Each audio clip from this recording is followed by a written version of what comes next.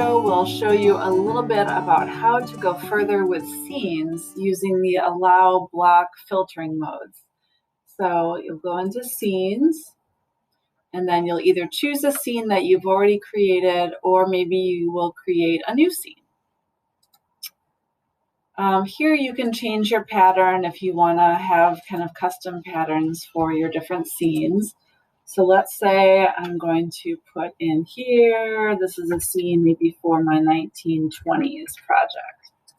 Okay.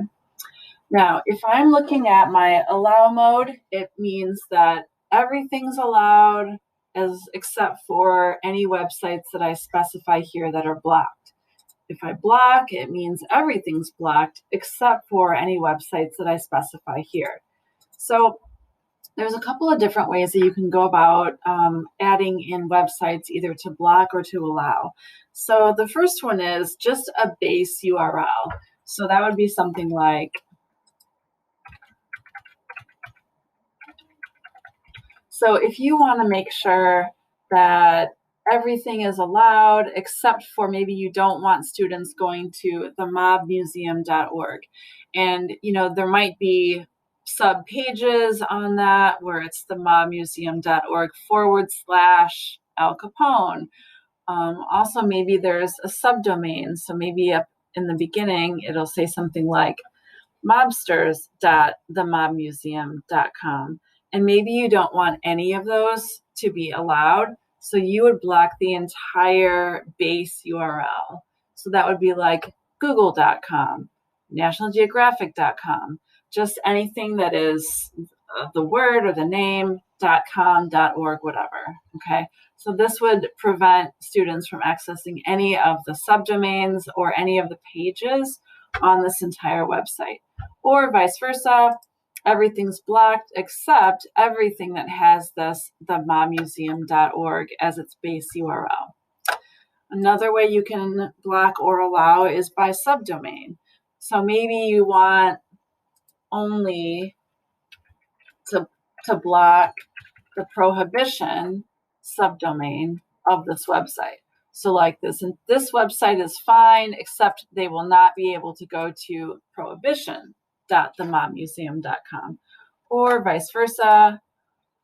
Everything is blocked except they can go to the prohibition subdomain of themobmuseum.org.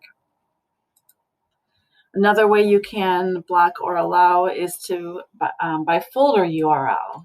So that's where maybe it's the mobmuseum.org case files. So here, everything is okay, except students cannot go to the mobmuseum.org/case files. So this is a page on this website. Or vice versa, everything is blocked except they can go to the mobmuseum.org/case files. So this is a way that you can really kind of target what you want students to access or not access. And then next is if you have an entire page that you want to allow or block. So let's say this one might be notable names, /Al Capone. So let's say any place students are doing research, they can go anywhere except they cannot go to this one Al Capone page. Vice versa, everything is blocked. They can only go to this one specific Al Capone page. So again, it really lets you target exactly what you want students to access or not access. And then the last thing that you can do is wildcards. And so kind of a common wildcard might be something like this. So you can put an asterisk in front of a word, and anything that has the word games in it will be blocked. Now, of course, we filter and block a bunch of game sites, but we can't get them all. And so this is something that you could try.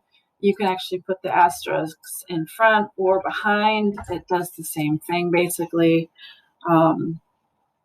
Yeah, you can play around with asterisks there if there's something that you want to make sure students avoid or that they find. Also, under the filters, there's tab management, fairly self-explanatory. if there are certain places that you always want to have open when students first log in, like let's say you always want in this scene, you always want Flipgrid to open. And maybe you always want the decades to open. Again, this is for my 1920 scene. So you can do that and they'll automatically open as soon as you apply the scene. And then also you can have maximum number of tabs that can be open at any given time. And so these are all ways that you can customize your scenes. Stay tuned for the next video, which will look a little bit at lists. And then when you're ready, just click Save Scene and you're good to go.